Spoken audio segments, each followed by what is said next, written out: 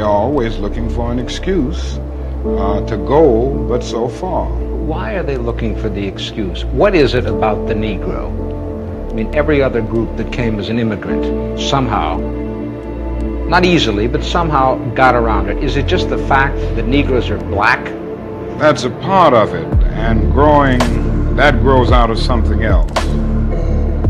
You can't thingify anything without depersonalizing that something. If you use something as a means to an end, at that moment you make it a thing and you depersonalize it.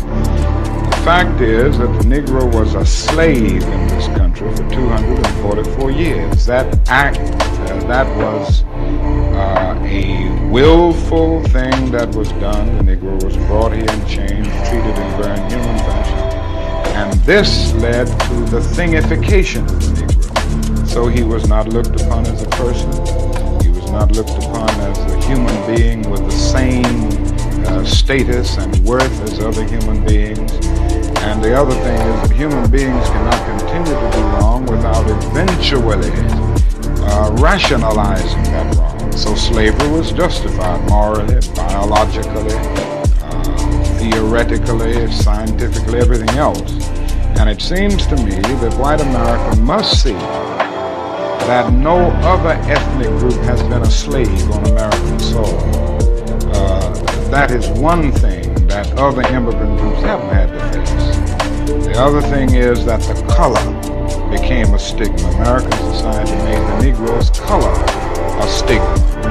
And that can never be overlooked. So I think these things are absolutely necessary. The other thing is that America freed the slaves in 1863 through the Emancipation Proclamation of Abraham Lincoln, but gave the slaves no land or nothing in reality, and as a matter of fact, to get started on. At the same time, America was giving away millions of acres of land in the West and the Midwest, which meant that there was a willingness to give the white peasants from Europe an economic base. And yet it refused to give its black peasants from Africa, who came here involuntarily in chains and had worked free for 244 years, any kind of economic base. And so emancipation for the Negro was really freedom to hunger. It was freedom to the winds and rains of heaven. It was freedom without food to eat or land to cultivate, and therefore it was freedom and famine at the same time. And when white Americans tell the Negro to lift himself by his own bootstraps,